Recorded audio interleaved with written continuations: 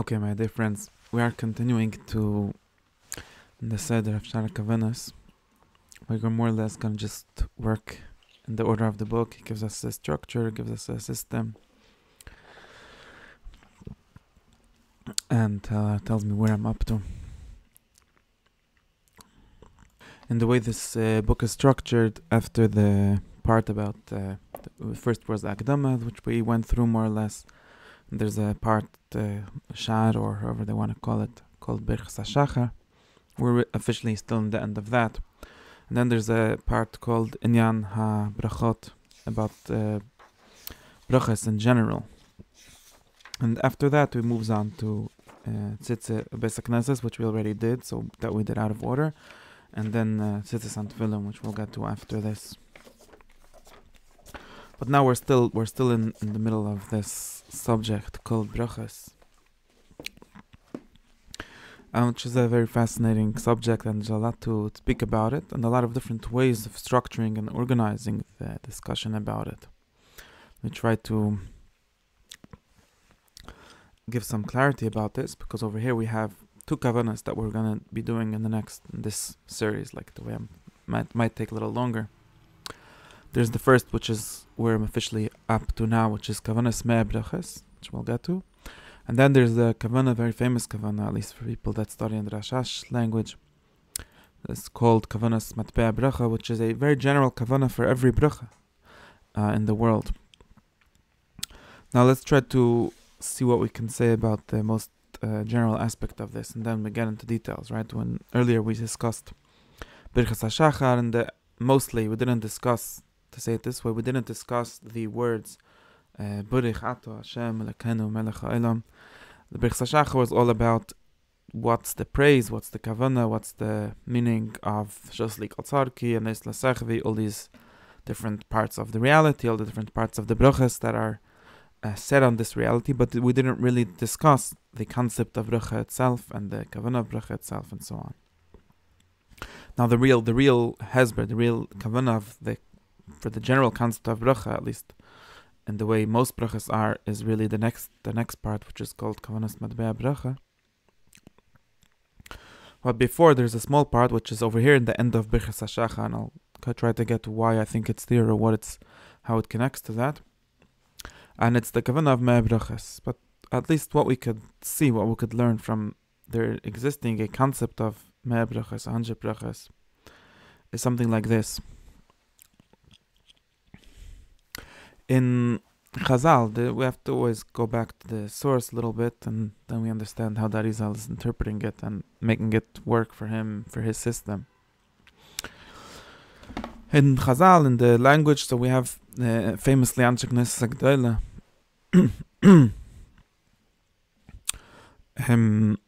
or metaken nischoitz at tefillah, language and for tefillah. Now, of course, we can already see in Tanakh a lot of language of tefillah, and of course the language of bracha is there already.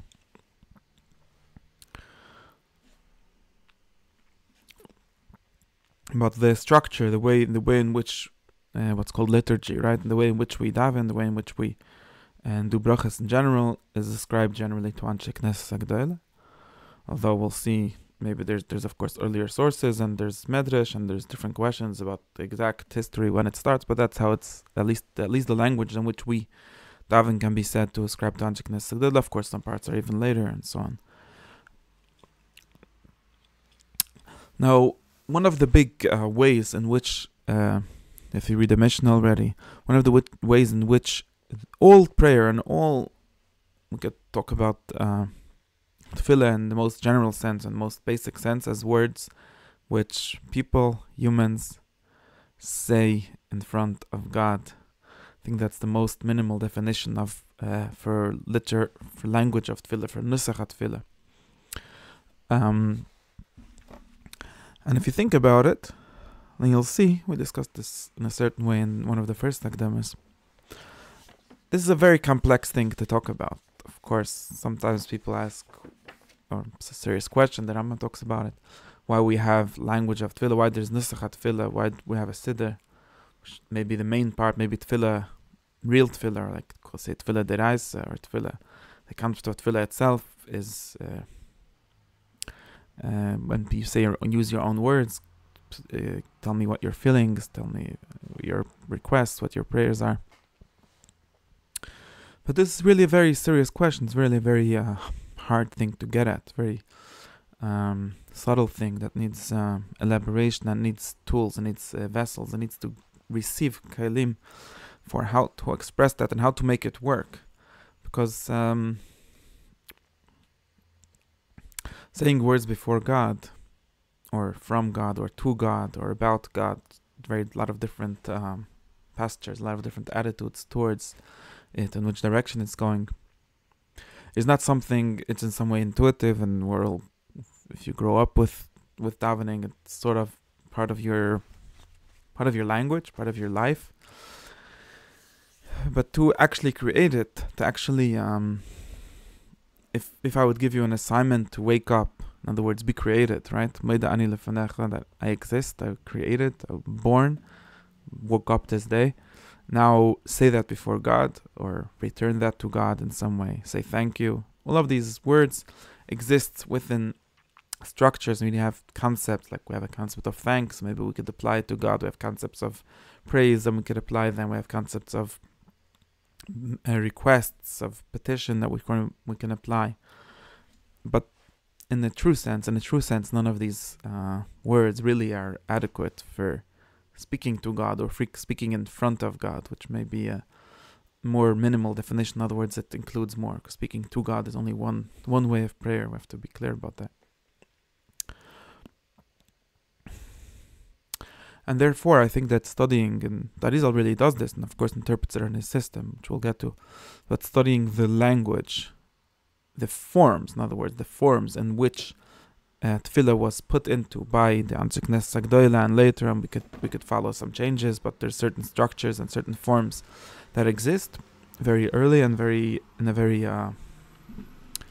encompassing way. Almost all tefillah, and all tefillah works in similar forms. Is a very important general contemplation that we should think about and try to make work for us, and try to see how it works. So in short, what I'm saying is that trying to work through the categories and the formulations, the forms that we inherit in the Siddur and we inherit in the way Chazal and the way the Halacha structures tefillah, is very important to try to create a space, to try to create what we call letters, oisies, or kalim, vessels, ability, tools, right? Tools, vessels, ability to speak words of tefillah, to have tefillah do to us what it needs to do, to have to do to the world what it needs to do, to have it all the directions in which tefillah flows.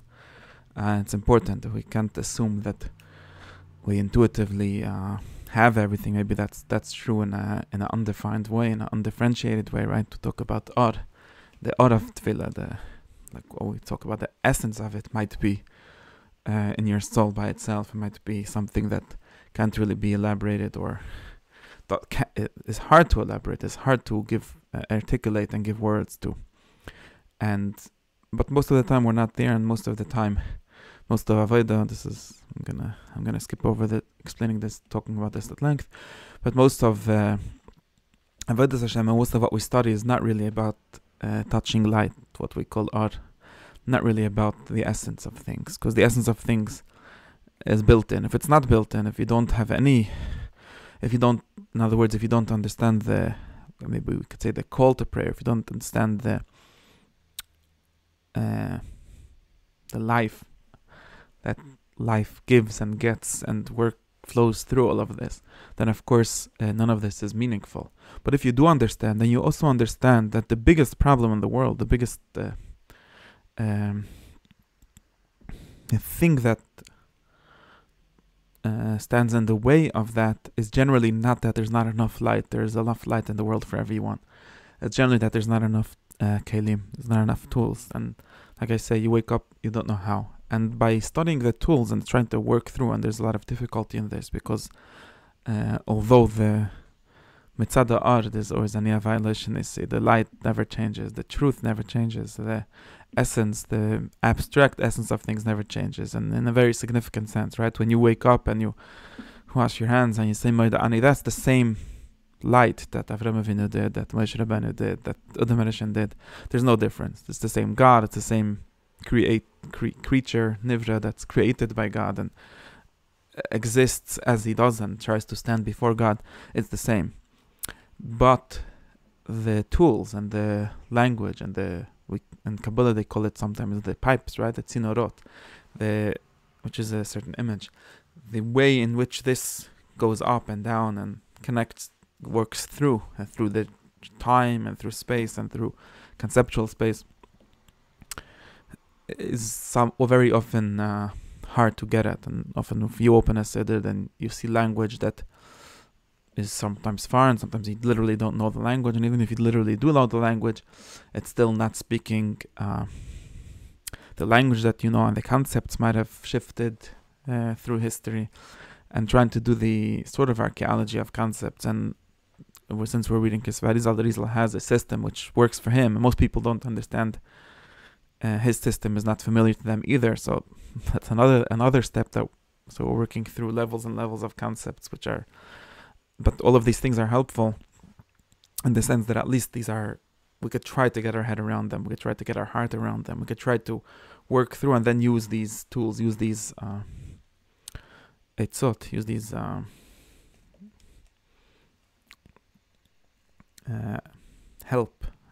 helpful pointers in order to create our tefillah and our practice, which we have to create. Now, getting back to where I was, one way of talking about this would be we could talk about different, in Chazal and Medrash, might have discussed this once already, I don't remember. There's a talk about different lishonot of tefillah. So there's maybe 10, there's different 10 or 7 or more different words, different it's called synonyms for tefillah, which we find in Tanakh, which we find in Nisach Tefillah itself. And various people have worked through tefillah very much through the lens of these different lashonos of tefillah. There's a famous book of the Ber Maim Chaim called Shara Tefillah, which is totally based on this. And Rabbi Pinkus imitated him and wrote a book called Sha'arim B'Tefillah, which works through this. But even earlier if you read the early Mekabbalim and the Zohar, Tikkun Zohar talks about this. And if you look even the Sefer Ditznes and different places in the Zohar talks about this, how there's different prayer languages, right? Just like there's different love languages. There's different prayer languages. And these different prayer languages can be said to be the different words, different synonyms for tefillah, right? So we have the word tefillah, which has one meaning. Maybe we could figure out what it is and disambiguate it from a word like bakasha, or a word like halel, or a word like bracha, which is where we are now. And one language of tefillah, at least a language of tefillah, but we sort of sometimes in our mind disconnected from the concept of tefillah, and it needs to be clarified. And I don't think that this is one of the hardest languages of tefillah to talk about. If you say tzarka, you sort of have an intuitive understanding of what that means. You say bakasha, we sort of understand. If you say shevach, praise, you might understand it. In modern world, praise is not a thing that we really get in a certain way. But and so on. Thanks is something that we get. Appreciation, gratitude.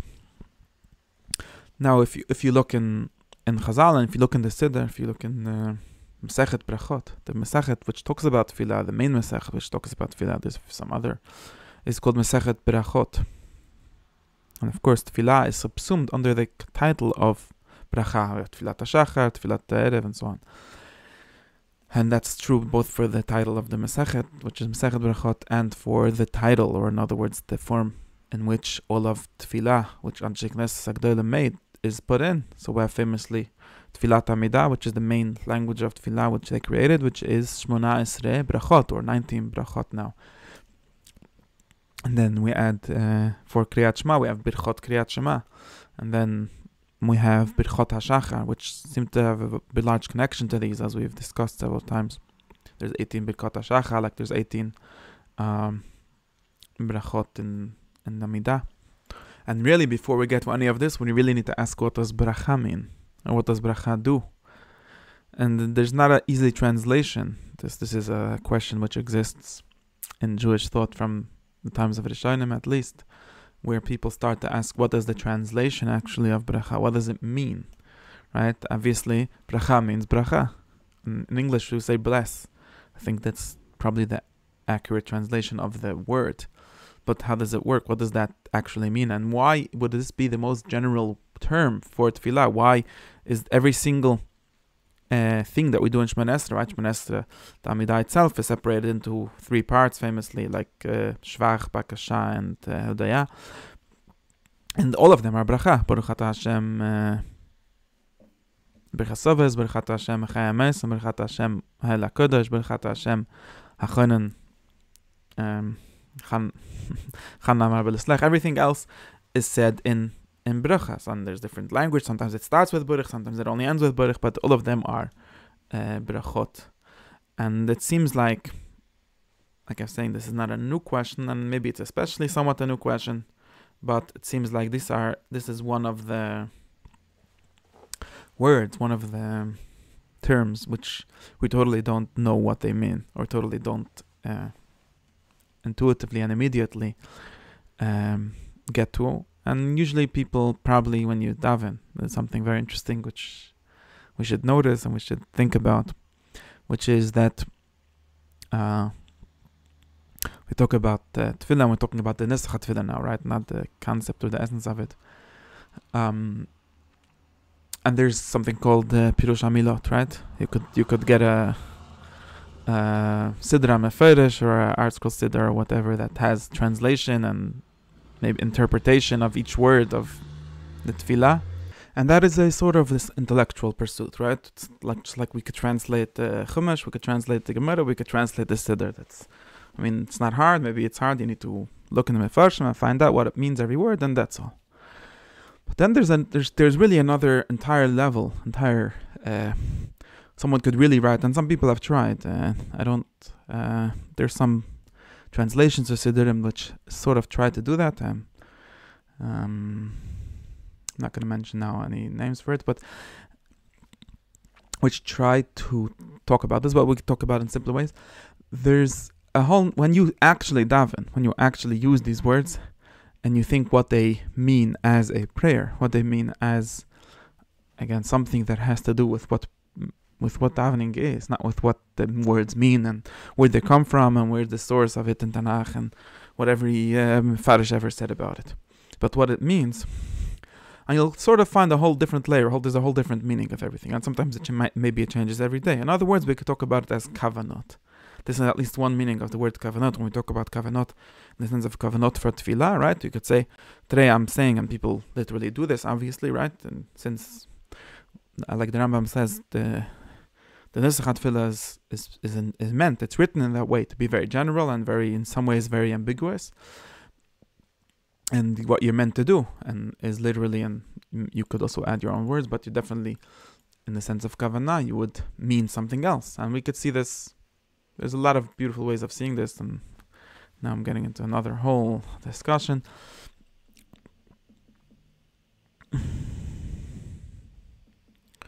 But for example, I'll give a simple example. We could see this, and we could see also the words changing, or even without the words changing, sometimes words that change are only there to articulate how the meaning changed. For example, we could see how, for example, at least the first 3 brachas of Shemona Esrei never change, right? Shabbos, Yom Tov, Yom Kippur, Chanukah, Purim. It's always the same exact thing, right? At least the main nesach, the ikra, what we call matbeh bracha, the part that's ma'akiv, the parts that halachically needed. That's the main thing.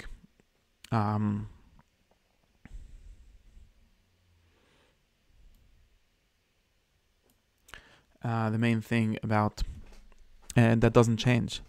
Now, obviously, it tastes very different, or it means, you use the language taste. It tastes very different to say Baruch Atah Hashem Yetzer Ha'or, even on Yom Kippur, and saying it on Wednesday, Parshas Lech Lecha, today's Thursday, Parshas Lech Lecha, whatever.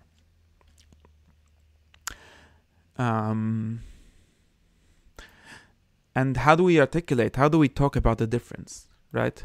For example, an example that I was thinking about on Yom Kippur, if you, at least in some machzorim have on Yom Kippur, instead of, or in addition to the Brucha of Yetzer Hara, they start talking about, which we talk about, HaPesach b'chol yom shari, like as if the door opens, the sun comes out of its door every morning. That's the literal thing, and that literally doesn't change, right? The sun is the same sun every day, and the sun is the same sun that comes up on Yom Kippur. It doesn't change. But the meaning, the kavanah of that sun might be totally different. And then if you look in the Machzor of Yom Kippur, you'll see it says, there's a Pesach, instead of talking, I think that it's working with this, the Pesach Luni, Pesach Shari Mizrach, which it says in Shabbos, it says, Pesach Luni Shari Rachmim, Omer Eina Mechakim Nislichose. So in other words, as if the light, which we talk about, that the light, the basic light, that literal light that the sun comes up every day, and Yom Kippur, there's a different kind of light. And it's that same light, but it has a different meaning. It has a different resonance. It has a different taste. And it's the taste of Slicha. It's the taste of Rachamim. And literally Shabbos, we could see Shabbos, we add some more poetry, some more words for the same Birchas Yotze. Even in the first, in other words, Birchas Yotze again is literally just a bracha for the sun coming up. And we change it on Shabbos. And again, the words are just to articulate this, but even if there would be no words, it would still be different. And these words are just a sign that tells you there's a different light on Shabbos than on the weekdays. And the bracha of Yetzer Hara feels different, tastes different on Shabbos than it does in the weekdays, or the same thing with everything else. And this is all just an example to say how there's the level of kavanah, which is really where the real tefillah happens, right? The level of tefillah itself is very different from the level of pirush hamilot, or the level of the meaning of the word as they are. Now, to get back to where we are, and this is an important thing, because sometimes people have this question about Kavanas Arizal, and they say, okay, it's a nice, so the Arizal works very much with Remuzim, Gematrias, and things like that, and like, okay, but that's not the literal meaning, obviously. I mean, how does even tefillah at all? Arizal's going to tell me, Bracha is Gematria, whatever it's Gematria, and it's a certain amount of Shemes, Apsag Ma'ben, with this and that. And this is what you should be mechaven when you say, every time you say Burich, and you say, but Burich means blessed or praised, let's assume. How does this work together? And the answer is that it's not meant to work together. In other words, you're really talking about two different levels of meaning, or two different levels of Pirush HaMilas. There's two different Siddurim. And really, if ArtScroll would write a good Siddur, and some people have tried to write Siddurim that come closer to this, they would write it totally different ways, because they would try to give you a way to actually daven with these words. And getting back to what I was talking about the word Burich, about the concept of Bracha, when you say the word Burich, or you make a Bracha, I think that the meaning, and we could have a long discussion about what the meaning of Bracha is, and what the theological meaning of it is, right? What does it mean to bless God? Does God need your blessing? This is a question that has been floating around in the air for 1,000 years.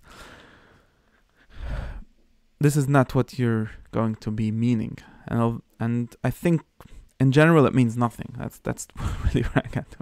In general, most people, it means just thank you, I guess, when you say Barimin Mezainas, or recognition. I recognize that you made the Mezainas.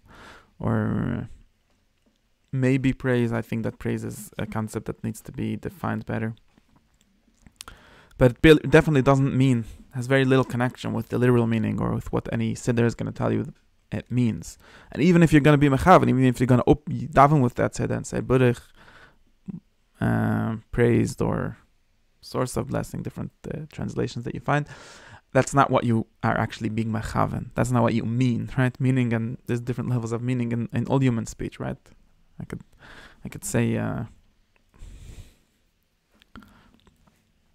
I could say pass me the salt, I mean to say I love you, and I could say pass me the salt, I mean to say I hate you. And you might get it from the context and from knowing who I am in general, that words don't convey all the information that the words, that the act of speech is doing, and especially not the words of tefillah, definitely don't convey, at least if you think of the literal and the external sense of the meaning, they don't convey most of what tefillah is, and most of what the kavanah of tefillah is. And all kavanas arizal, all kavanas at tefillah in general, are about working with these levels of meaning, with these levels of interpretation. It's interpreting what you should mean, or what it should mean to you. And sometimes we could talk about the concept, sometimes we could give you a literal kavanah, which you should think, you should think, how would I say, visualize while you're doing, while you're saying those words, or think about, meditate on while you're saying those words, and that will be not as a translation of the word, but as a how to pray with this word and what this word means. And sometimes it's just explaining the concept, and maybe it won't be mechavenet, or maybe in that itself there's different levels. And this is again something that Arizal does very beautifully, and we'll get to it even in the Brachas itself, where he shows you how the same structure or the same form of things can have different meaning, and he's going to give you a different kavanah for bracha on Shabbos, and a different one for Rosh Chodesh, and a different one for even for Sunday and Monday. Sometimes these are actually things that he does. Okay, so that's for that point. Of course, this is actually not such a good idea to make a siddur, which will elaborate this, or maybe it is, but because it might change every day and it might be different for each person, and therefore some people have said that Kavanas Ari, and it says almost openly in Shara Kavanas, are really only Kavanas for one day, and the next day you have different ones, but there's still general forms, like we say, or general formulations and structures which are helpful. So let's actually get to the actual discussion, which is what is the concept of bracha. Now, since in this class we can only give the definition which the Mekabulim gave, and really we should let's say it like this, and I'll show you something. The Mekabulim from early Mekabulim already, it's in the Zohar, it's in the Shari'ah, it's in different sources, have read bracha miloshen brecha. So brecha is a pool in modern Hebrew, and I think also in ancient Hebrew. And they said, or sometimes they say bracha miloshen. It's not exactly the same order of syllables, but they say bracha miloshen harkova. In other words, it's a language, Kabbalah loves language of water, of flowing water, of shefa, of there's different visualizations, right, of light, of water. Water is one of the very big metaphors, very big images that Kabbalah use. And they said that bracha is actually shouldn't be translated, or again, I don't know if this is meant to be a little translation, or maybe a medrash which gets at the kavanah of what you mean or what you feel when you say brich. It's in this language of flow or pooling. In other words, there's like a pool of water, or a pool. Now, let's get to more. 1 second. Let me finish this. There's a pool of water. There's a flow of water. So sometimes we say brich milish harkava, like you mavrich a tree, which means to graft, literally to make grow. In other words, to move the flow of energy, water, whatever the metaphor is, from one step to the next step. And that's what they said the language of bracha means. In other words, in the most general sense we could talk about, in other words, we said, everyone knows, and this is also supposed to answer the theological problem of tefillah, and I'm going to say this in a short way because it's sort of complicated. I don't know which way to explain it. Of course, the very famous problem with tefillah is what was called the problem of changing God's will, which should be something impossible, at least in the literal sense, in which petition, prayer as intercession or petition, you're asking God, well, I know you've done this, but please do something else. That's something that didn't make sense to most Rishonim, to most people doing theology. And in most general terms, the Mekabulim's response, Mekabulim's solution to this problem was to talk about the way in which God appears and controls and leads and manages the world via the series of, again, things that we sometimes call pipes, again, water metaphor, or streams, or ocean pouring into a stream, pourings out, and flows and streams and pipes, whichever language makes more sense, of the, and then we sometimes say the light or the again, the Shefa, the Moichin, all kind of different words, basically means the God, right? The God, godliness, which we call Elikus, godliness in the sense of God's actions, God's existing, God's knowledge becoming known, becoming known as God that exists, becoming known as God that has mashgiach, that does things, that acts, and seeing all of that as part of a certain defined system through which the flow starts and so descends, right? So I've said the Shtalshlut descends from the beginning, in other words, from God itself, but at least we talk about from the beginning, from the Sfiras HaKeser, from the first step until it goes down and down and down through all different steps, intermediate steps, until it flows to us, right, to this world.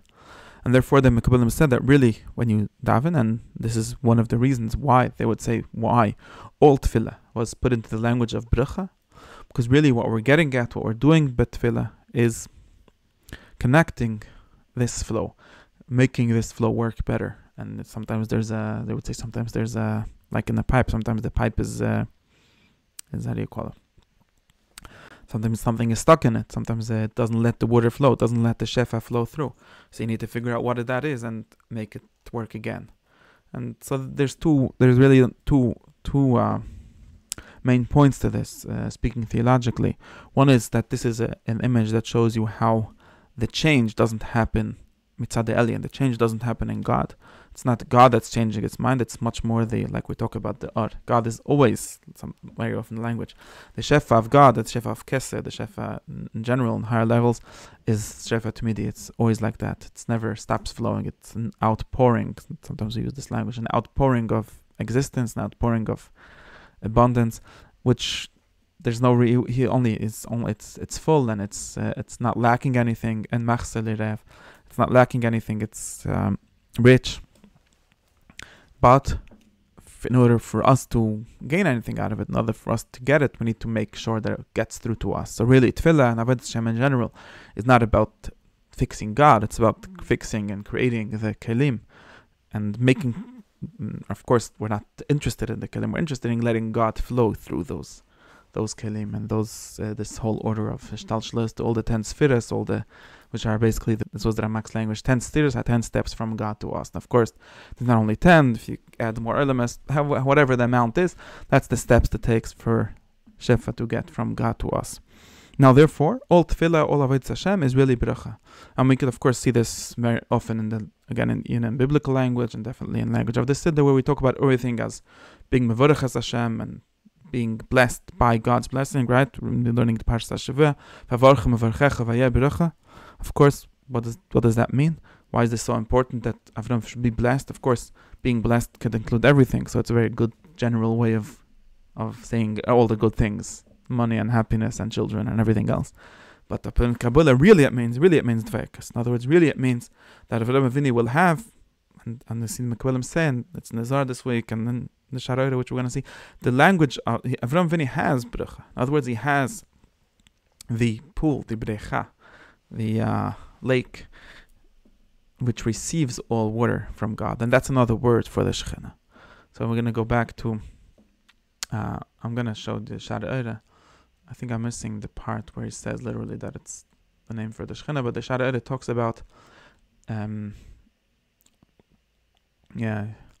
it talks about the Shem Adonai, which is in his whole book, his works through the 10 Sfiras and the 10 Shemes. Each one has corresponds to a different name, different Shem Hashem, and the Shem Adonai is the Shem of the Shekhinah. And he says one of the words for Shekhinah is bracha, and he says it could be. I'm going to read from here, but it starts earlier really. Shem Adonai kedimion oitza lekabel shefa kol habrachas v'mini atzilas v'bedimion brecha beis kibbel. So he's saying the Shem Adonai is always the last, right? The last midah, which is something we could talk about us, it corresponding to us, corresponding to the created world, but in actuality, it's not really talking about. To have to not to get confused. Whenever Mekbalim talk about the Shekhinah, they're talking about the Sfira of God, the Sfira of Atzilus, which is the last Sfira. Of course, really, in order to get from the Shekhinah to us is really another step, but often, since we talk about us being merkava to the Shekhinah, or the people being participating in that, so we could almost literally see ourselves as part of that, or as gaining, or like being kaina that midah, or being part of that midah. But in that Arizal is actually generally a lot more defined strictly, where when we talk about Shekhinah, we really mean God's midah, the Shekhinah, and then from the Shekhinah we would have to get to us. Sometimes he confuses it also, but that's the basic understanding, just so we don't get confused, because otherwise get a lot of confusion. But in other words, we can see everything in Atzilus, and then we could translate it, or really bring it one more step down to us, or 1,000 more steps, as many steps as are needed. And therefore, since we conceptualize the whole world, or in other words, we conceptualize the Esses Firis as beginning from, we calls it Shem Eya, the Shara Ere, the Shed, the Keser, until the Teferes, which he calls Shem Havaya, until the Malchus, which is called the Shem Adna. The Adna is the Bracha. In what sense is she the bracha? In the sense of being the receiver of all blessings, or the kli, like we talk language from Chazal, kli machzik bracha, the vessel which receives all the brachas. That's the malchus, and just like a brecha, right, a pool to which all the streams, all the different rivers and different lakes and different things, they all pour into this pool, and that's the Shekhinah. So therefore, bracha, like it says, v'zois bracha, very famous language, v'zois bracha shebarach Moshe, and you see the Ramban saying v'zois, and zois is another word for Shekhinah, the in the feminine language is Shekhinah, and it means v'zois bracha got Moshe, and same thing with Yaakov, v'zois hashedibel avim, he gave us the bracha, and same thing for Avram Avinu, he received the power of the Shekhinah, and therefore that's another way of saying he is the vessel for all the light, for all the shefa that comes. He knows how to be mashpiyat, how to bring it down, and that's what we do. And every bracha really is giving the Shekhinah all the different kinds of shefa. Now we can understand that there's 1,000, 100 different kinds of brachas, but each of them correspond to one kind of shefa which the Shekhinah receives. Now I'm gonna continue in the Shara Ere for a little bit, because this is really the source of all of these discussions in even in the Arizal. And the Shara Ere continues to associate this with the Adonim of the Mishkan. Very, very nice language. It's in the Zohar also, this drash. The play of words, where in the Mishkan there were famously 100 Adonim. So there was the, how do you call it, Amidim, right? Made out of wood, which are the walls. I don't remember how many, 48 I think.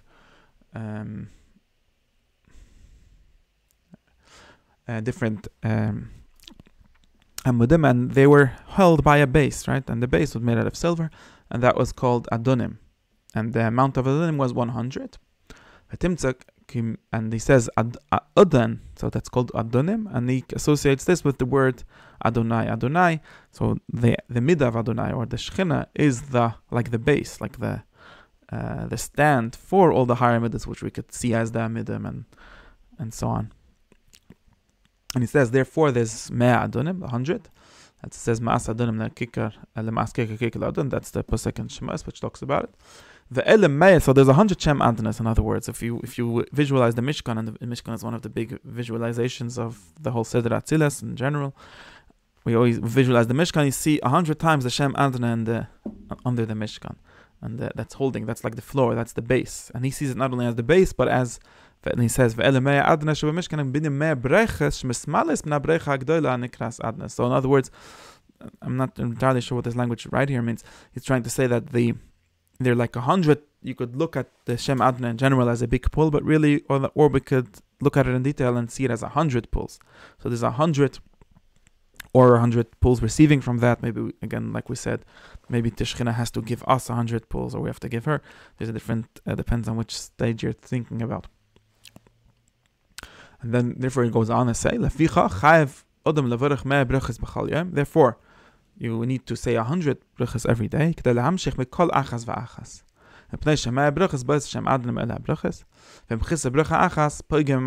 therefore, and he's going to start talking about why it has to be 100. But basically, he says, when all the 100 brachas that we do, and this is the kavanah that we're trying to get at now. It says in Pesachtas Menachos, Vati Yisrael Ma Hashem Lekach Hashem Me'imach, and the Meir said the drash at Ma can be read as Mea, so you have to add a aleph to the Ma, It becomes from Ma Hashem, what? What is God asking from him into 100? And he said, what God is asking for you is to say 100 brachas every day. Very interesting drash. The Rishonim sort of struggle with this drash, what kind of drash this is. Tosfos says, and it's brought down on different mekabalim also, that if you read the whole pasuk, you'll see 99 letters in it. V'ata Yisrael Ma'Hashem Lakecha, I didn't count. He said there's 99 letters, which is really the remez of Ma. Al tikri Ma ele Ma. And if you think about it, I'm going to go back to the Shtickl Gemara for a second. This is a very, very fascinating drash. Because we have this concept, and we have this concept of 100 brachas every day. Where do we get this concept from 100 brachas? Saying 100 brachas every day. I really have to understand where it starts from. In other words, really what it's saying, and I have some reasons for thinking this. This is really the summary, the sikum, the count of all the tefillahs, all the nesach tefillah that Anshe Knesset Gdola created. Again, just like we remember, Anshe Knesset Gdola, everything that they made a bracha. All of the things that they were masaken, probably isn't anything. Maybe there's something, but there probably isn't almost anything that is nesach tefillah. Right? In our siddur, there's not only brachas. You could see there's tehillim and different things, but those are not from Anshe Knesset Gdola. Those are tehillim or whatever they are. Or the Zihiratzons and different things. But those are not from Anshe Knesset Gdola. And Knesset Gdola, everything they did was brachas. And what did they do? They did 100. And so whoever counted figured out that there's 100, about, or at least almost 100 for every day. And of course, start with 18 of Shemona Esrei and 18 of Birchas HaShachar and so on. You sort of add up the numbers. And so this is really where Mea Bracha starts. In other words, just to be clear, it doesn't start with just having a number and coming up with it. It starts with sort of summarizing and sort of giving the total, the sum, the count of how many brachas we do every day, and saying these are all the things. And now, Rebbe Meir said a very interesting drach. He said that this is what Moshe Rabbeinu meant when he said, "V'ata Yisrael Ma Hashem Lakecha Shel Meimach Kim Le'ira." In other words, he's saying, what does God ask? So this very famously weird pasuk, the Gemara Masechtas Brachos already asks, what kind of a language is this? All God is asking from you is to have Yiras Hashem. It doesn't sound like such a small thing. It's like saying, well, what do you want? I'm not asking you a lot. I'm just asking you $10 billion. That's like Ephraim, right? Not a lot, just 400, whatever. That doesn't make any sense. And the Gemara gives some answer. Now it seems like this drash of Remeir is giving another answer to this question, or at least referring to this question. And he's saying, what does it mean? In other words, what is the practice? And this gets back to what we're talking about brachas a lot. We could talk about great concepts and huge, large concepts and amazing concepts in a lot of different ways. But like I was saying in the beginning of the day, but what does it actually mean? What is the practice? The practice is always very small, extremely small, like a second, like a half a second. That's what practically. What does it mean? What does it mean? Kim Leiras Hashem Lekecha. So what it means is, said Remeir, what it means is say 100 brachas every day. And how long is each bracha? There's some longer ones. The longest ones are take a half a minute to say in Shemona Esrei or something like that. It's not a large thing. And through these brachas, in other words, if you talk about how to have Yiras Hashem, now of course, Lapi Kabbalah, this works beautifully because Yiras Hashem is another word for the Shekhinah, or another word for the Midas HaMalchus, which we're calling bracha here, which herself, like we said, is Mea Brachas. She's Mea Adunim, which are Mea Brachas. Or she gives Mea Adunim, however you want to exactly say it.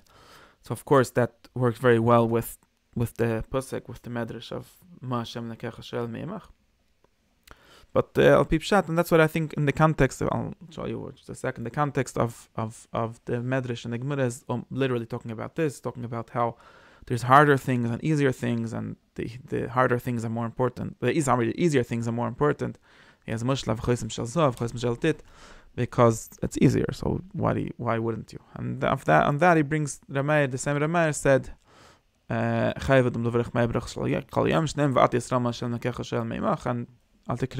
that's the explanation. I see it doesn't say here, but I guess it says in other places, or it's different. And in other words, he's saying what it means to have Yiras Shamayim, or is only to say 100 times B'richatu Hashem. And my friend showed me how the language of the Rambam and Hilchos Brachos is that the reason Anshe Knesset Gdola were masakin all these brachas is kedei Lizkor es Hashem v'lirim ameni tamid. Something like that. And it seems like he's trying to explain this drash of Ki'im le'yira. In other words, if you will remember God by saying 100 brachas a day, you will have Yiras Hashem. That is what Yiras Hashem is.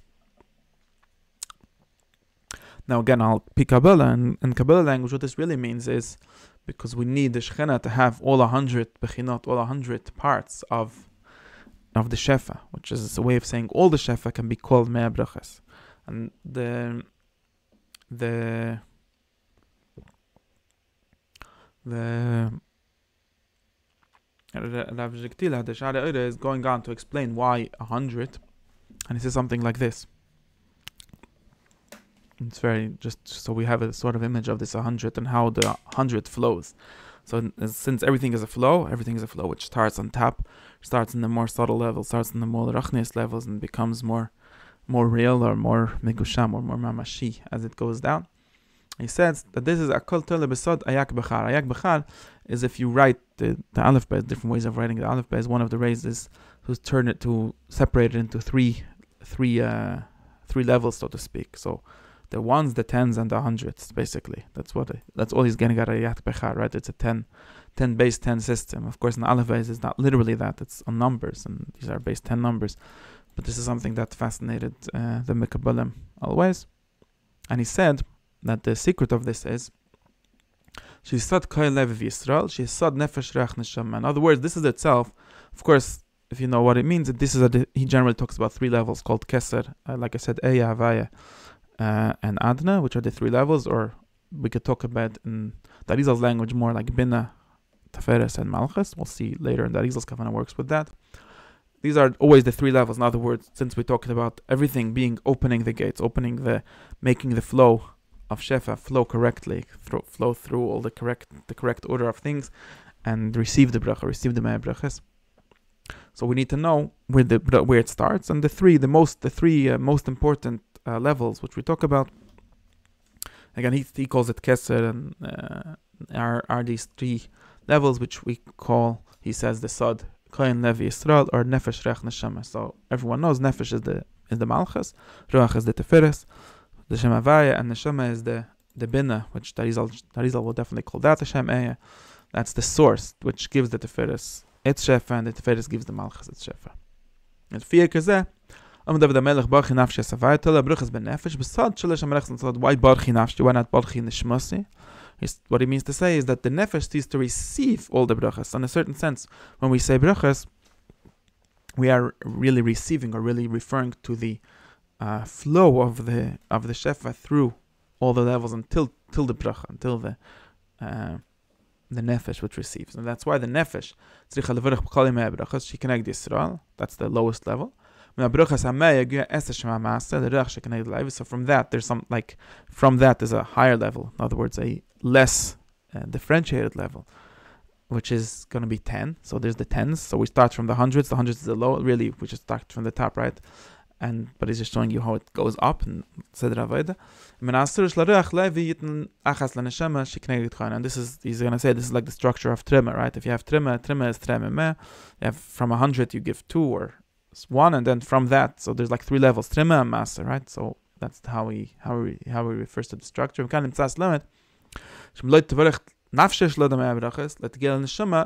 So what's 100 below is only 1 above. That's really the very basic Kabbalistic terminology, right? Very little, something very small in the neshama is becomes 100 in the nefesh, and in between it's 10. So really, he's talking about upside down. But if we want to talk about, in other words, you would say that it starts from 1, the Aleph, then becomes Yud, which is Master, and then it becomes 100, which is Kuf, which is Mea Brachas. Therefore, that's the general kavanah. So this is a very nice way of showing how this Mea Brachas, which is just a way of counting how many brachas there are in general in one day, is really also the general structure that the brachas are getting at, because the brachas are all getting at this structure, which is 1, 10, 100. So 100 being the most, the lowest level, which is where we have to get it to, right? And we see how there's 100, like in the Mishkan, there's 100 adunim kesef, and this is the secret, this is the kavanah, this is the meaning of all these 100 brachas. So just to finish what we should have skipped, because we're thinking mostly of bracha as a top down thing, but he's talking about how it looks from the bottom up. We said you have your own thing. You have 100. We start, and then you give from that a tenth. So master. In other words, the Levi gets 10. So, and really, what he's trying to say is that his 10 is what becomes your 100, right? Like if you give master, because the master is really the holier parts or the higher part, and the higher levels things look less because they're more mitumtzat, more concentrated, right? They're not as explained, like. Right, like you have one chumash that has 10 mefarshim and 1,000 mefarshim for those mefarshim and so on. And from that, the Levi gives something called master menamas, which is trimas masha, which is the one. So that's called the sod of ayak, aleph yud kuf, shem and kuf and yud, and men yud and aleph. So therefore, it's important. You can't leave out even one of these mea brachas. Why? Not because each one is important as itself, but because they are all parts of the 10, which are all then parts of the ones, and then you won't have the one if you don't have the 100. Okay, and that's the secret of Yitzchak Avinu, which had Mea She'urim, which also talks about Maser and so on. Okay. So let's go back to the Arizal's language here, so we'll be able to get it. So therefore, the Arizal says, now, this is another nice connection which we have, and there's sort of a question. We just discussed how this is what Moshe Rabbeinu says when he says Vati Yisrael Mo. It seems to sound that it's a medrash. So if it's a medrash, it's a drash in the pasuk, then it should be deraisa. There were some Rishonim, the Luchas Gedolah said that Mea Bruchas is a deraisa. And again, I don't think he means the number 100. He means 100 as in the summary, the count of all bruchas that we say. But then there's another medrash, the medrash Nachuma, that says, and there's a pasuk Ne'uma Gever Hukam Al. Just talking about David HaMelech. And Medrash Nachuma says that David HaMelech, there was famously a plague in the times of David HaMelech. They saw a malach. And it says in the Medrash, 100 people died every day. And David HaMelech didn't know what to do. So, and then he understood, or was told, that he should be metaken these 100 brachot. 100 brachot corresponding to the 100 people that were dying from the plague every day. And that's going to stop the plague. And since then, that's what hukam oil, because oil, ayin lamed, is begematria 100. So that would be the 100 brachas that David HaMelech was metaken to we do. Then some Rishonim worried, and therefore, does that mean that it's not a real drasha, or we just said Anshe Knesset Agdoyle Med Bracha? So there's different answers to this question, but I'm not worried about the history of it, worried about the concept of it. And of course, and since we're just learning that the bracha is the malchus is mea adonim kesef, that's the midas malchus. Of course, everyone knows that that's the midah of David HaMelech, so it very much makes sense that David HaMelech should be said to be the one who was metaken mea brachas. In other words, his midah needs these mea brachas, and she is this mea brachas. Now, the Arizal himself starts the kavanah higher than the malchus. Of course, he's going to get to the malchus. Maybe that's the main place which we need to get the brachas to, because if things don't get to the malchus, then they're nowhere. But like we said, there's at least 3 layers, and the Arizal generally talks about Imma Zon, Imma Zayin, no, right? Imma being the Bina, and she gives the light and everything, the Moichen, to the Zeirampin, and the Zeirampin gives to the Nukva the Zeirampin, which is the Malchus, which is where we're going to have the Mea Brachas actually. And the Arizal's Kavanis always start in the top. He never forgets to start in the right place, or almost always. And he also shows us how there's really 2 brechot. And he says, Vulis barech zayin ampin mina brecha al yoyna. Shehi imay la. And he should get 100 brechas from her. So this seems to be different than the Rebbe Tila's understanding, where would be only 10 in the Tiferes L'chayda. Which, like he said, for him, he's saying that there's already 100. But of course, it might not be a Tila, maybe it's just different language. But what we're saying is that there's really 2 brechot. In other words, we could talk about brecha. The whole time we're talking about brecha as the malchus, as the pool in which everything pools to, right? The receiving pool. But there's really also a giving pool, right? This all comes from somewhere. And it comes from where? From Keseh, from, again, in the way that Arizal generally talks about, it comes from Bina, from Imelo. And of course, Imelo comes from Abelo, and Abelo comes from higher than that. And we'll see later in the Kavanis Medbei Bracha how everything really comes from Keseh. So when the structure never changes, just generally talk about Ima. And therefore we say that the first kavanah of Mea Brachas, or the first step of Mea Brachas, is to get these 100 brachas from Ima to Za. That's the kavana, the first kavana of 100 brachas, and this would more or less correspond. The Rizal is going to give you his remes, more or less generally corresponds, and of course this part doesn't need elaboration. Everyone would understand that 100 is 10 times 10. There's 10 spheres, so the light of all 10 spheres need to come to the Shechina. Now the Rizal is given in his way, and I think one of the, I keep on saying, one of the malas, one of the things we get out of his way is that we always get something very practical to be mechaven, to visualize, to use as a kavana, literally, because the Arizal always does things in the way of gematria of Shemes. And if you look in the Siddur, right, in the Siddur Ashash, Siddur Arizal, they always show you literally the picture of this Shem. So this would be the kavana for the Mea Brachas. And the Arizal, so he wants to get to 100. So of course, there's the concept of 100 that we just discussed, maybe 10 times 10 and so on. And the Arizal wants to give it to you in the language, in his particular structure, which he always gives. And he says you should look in a drish called Shisha B'nei Leah, which he says Ayin Sham. He put in the Rekles, but so I'm going to do like he does. And he says like this. So he wants to show you something very, very interesting. Let's say it, just to make it more simple, let's say it in the simplest way, and then we'll get to the details that he gives you. Everyone knows in Kisva Arizal, and if you don't know it, then you should know it. And this is the most general kavanah, or the most general way. Again, just like we said, Arizal's point, one of the Arizal's big Chidushim is how we could talk about everything in the language of Shemes, and he gives you the exact Shemes, and this is how Kavanas work. So everyone knows in the Arizal, just like we discussed, these 3 levels, and of course we could talk about them as 2, 3 levels, however you want to talk about it. So the Arizal always talks about the structure of Atzilus as 4 Shemes called Ab, Sag, Ma, Ben, right? Shem Ab as the Shem Vayim Yudin, Shem Sag is Yudan Aleph, Shem Ma is with Aleph, and Ben is with Hey, and these correspond to the 4 Isis of the Shem, the Yud and the He and the Vav and the Hey, and correspond to Abba, Ima, Teferes, Malchus. So again, you have our 3 levels, right? The Malchus is the Shem Ben, the Teferes, or the Za, is called the Shem Ma, and the Ima is called the Shem Sag, and of course she receives from Abba, which is the Shem Ab. So since we generally talk about the Ima giving to Za, that's the place in which most of the kavanahs of the Arizal of receiving Shefa happen, or receiving Moichen. So Ima is called the Shem Sag. So everyone knows Sag is 63. Now, interesting thing, we can always count 2 parts of the Shem Sag, of all these 4 Shemes, Ab, Sag, Ma, Ben, separately, right? Let me just show you the picture so you'll be clearer. I'll make a picture myself. Right? The Shem Sag is this, right? So, make it bigger. Right? So, in other words, the Shem Havaya, the 4 letters, and then each letter we write out, right? So as if we're saying that each letter, we write it out, and this is the way we write it out to get to 63. Now you could see from what I bolded that this Shem Sag has 2 parts. There's the actual letters written out simply, and then there's the milli of them, which we fill it when we're filling them out. We're filling them out Yud, Vav, Dalet, and so on. In other words, everyone knows the letters of the Shem Havaya simply are 26, and then adding all these Vav, Dalet, Yud, Aleph, Vav, Dalet, and so on, we get to 63. Right? Now, what's 63 minus 26? In other words, if we think of these separately,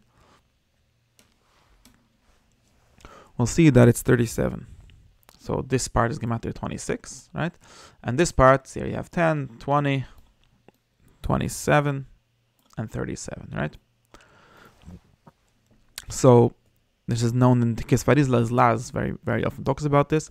So 37, in other words, the Shem Havaya itself is 26. That's the actual Shem. And if you remember, okay, we didn't learn this here. And always when we talk about Shem Sag, it's always like in Pirish. It's always, even the Shem Sag is not a Shem by itself. It's a Shem Havaya, Shem B'chinas Sag. So it's also always a Pirish. We could always talk about this waves of talking about it in 2 parts. Both of the Shem itself, which is a Shem Sag, but it's just a Shem Havaya, and then the milli of it. And then so the milli of Sag is 37. Now, if we put them both together, which again is interesting because it's double counting. But if you'll count 63 and 37 is very obviously 100. Arizal said that this is really the Mea Brachas that the Ima is giving Za, she's giving herself, which is her Moichin, which is called Shem Sag. And if you count what's inside the Moichin separately, you'll understand that it's another 37 and it's 100. Now all of this, as the Arizal is is want to do is not just some kind of random remez. It has a meaning. And he explains the meaning of here explicitly.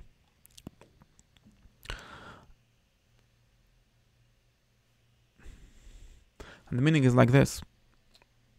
And then this will also, I think, explain how we're double counting everything.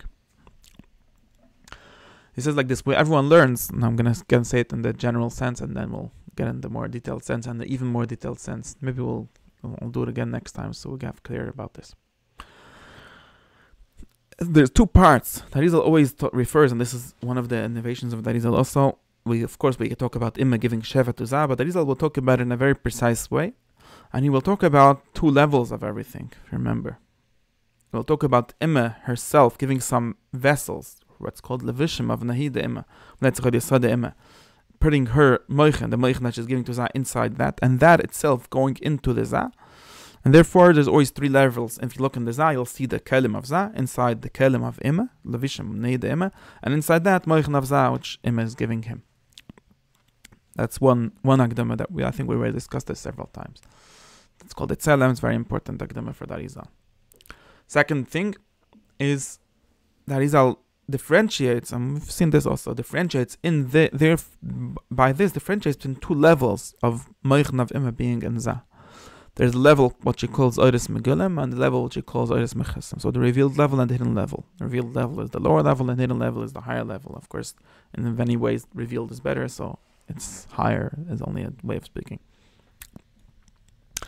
And why? Because he talks about Netzachod Yisod Emma, and we learned Yisod Emma finishes since Yisod Emma, so Netzachod and Hoyd divided into three parts, which correspond to the three parts of Zah, Chesed, Chachma, Chesed, Netzach.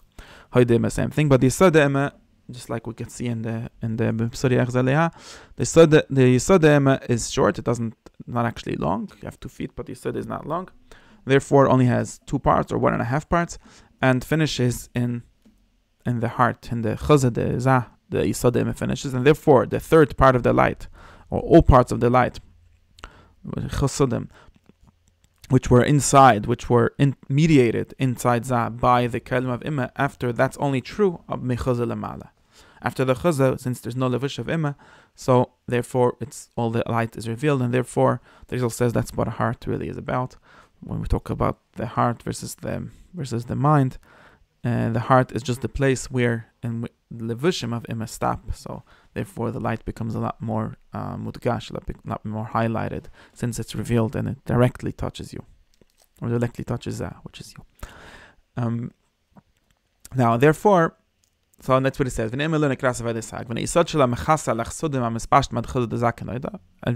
you should know already, if you learned Kisvei Arizal, that the Yisod Imma is covering on Chsudim Dezah, on Chsudim which are inside until the Chuz Dezah. And B'chinas Makam Mechissa is Sag. So as long as it's Mechissa, he says, we can see this as a whole Sag. So that would be 63. That's part 1.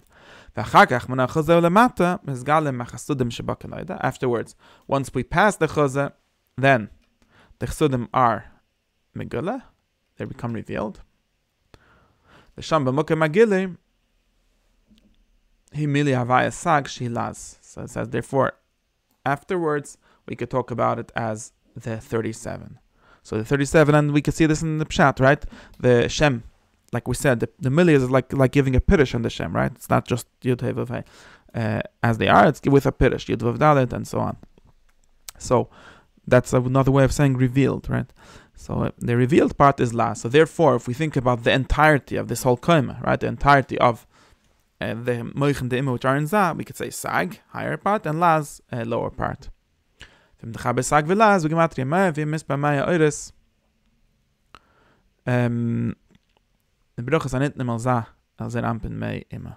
So that is the simple pshat. If you want to know even a better way of explaining why it's exactly why is exactly the top 63 and 37, you could see in the Rashash gives us the explanation for this. Which is, these are 10 spheres, right? So there's 10 spheres of Zva, and the first 5, right? Or the first 6, Chesed, Chachma, Bina, Das, Chesed, Gvura, and part of the Feres are, sorry, it's the first 7, right? The if we count Kesa and Das. So it turns out to be the first 7. It's first 6.3. That's really what he's saying. So if it's literally 6.3 and 3.7, right? So the first 6.3 spheres, so a third of the Tiferes. Everyone knows the Imel finishes at a third of the Tiferes. That's the 63. And then what's left is literally 3 and 2/3 of spheres, or 3.7 spheres, we could say. Exactly what happens with that third. Arizal didn't forget about it. It's 7, right? Of course, 10 doesn't evenly divide into 3. And Arizal didn't forget about this and wrote a whole shar in Eitz Chaim called Shar No, which talks about this, so don't worry. Everything is very precise here. But basically, that's why it's not just the, like, it's, if you see in Shar Kavanis, you'll see that it's like simply, we could just say, okay, the same Sag, we could talk about Sag and 37, 63 and 37. But actually, if you think about the structure, you'll see that it's actually literally 6 spheres and a third of a sphere, so 63, and then 3 spheres and 2/3 of a sphere, so 37. And those are the 10. So this is the kavana. So therefore, when you'll see into the Rashash this picture, this is the part 1 of the kavana. Part 1 of the kavana would be literally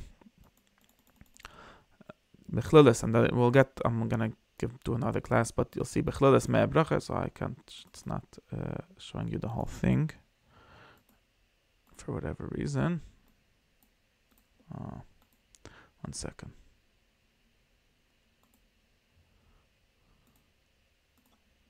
Okay. Mechlulis mea bracha, sie haben lahamshich moichen mea bracha al yoyne, leza. Da eine, sie haben lahamshich ha moichen, slapshe min aide, immer, es masht mit hos für the zakach batchag.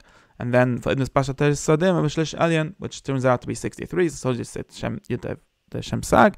And then it shows you just the milli, which are the Uris Megillim, which that's Vav Daled Yud Aleph Vav Yud, and both together is 100. So that's Bigamatria Mea. Now back to where we are. And then this is, of course, we didn't forget about the Adna, right? We discussed the main part of the Me'abrich being getting to the Adna, and of course the Arizal didn't forget that. He just started higher, like I explained. But then we got back and we said, now we understand how Sag becomes 100, how we made 63 plus 37 equals 100. And that's literally the Kavanah. And then the Shem Adna, which is where we have to bring it, right? That's the destination address of this Me'abrach. Also, we could make Adna. How is Adna 100? It's a good question, right? Of course, Adna, everyone knows, is 65. So we need to add another 45. Another 35, right? Now, how could we do this? So the Rizal says something like this. So that's 26. So you could make... So how many did we add? So we said we're missing 35. So we have 65. Now we added 16, right? Sorry. We added 25, right? Because we said that the Aleph of Adna we could write, everyone knows, this is one of the things that he also talks about a lot, we could write Aleph. Aleph is Gematria 26 by itself, right? Because Aleph has a Yud on top and a Yud on the bottom and a Vav in the middle. So Aleph is 26. So instead, basically, this is how we got from Aleph being only 1, the Aleph of Adna counting as 1, to the Aleph counting as 26. So it's 25 plus 25. And now we need another 10. So he says the Nun, we could also write a Nun as a Yud on top and a Nun on the bottom. So turns out to be 100. And I'll show you the picture so you could, I hope he has a good picture. I think it's not so clear, but if you see the picture, he actually gives you a different shot over here for the remez of the Nun, so we don't have this picture. The Rizal himself will give the second shot, but we'll get to this next time. Now basically, okay, I don't have more fancy graphics to show you the picture of this, but that's how we get Adna itself to be 100, right? So we write the Yud, write the Aleph as a Yud Vav Yud, and write the Nun as Yud Nun. Turns out to be, and he said Yud, so there's like the top of the Nun can be seen as another Yud. So that turns out to be 100. So that's the kavanah of Me'abrachas is Sag Adna.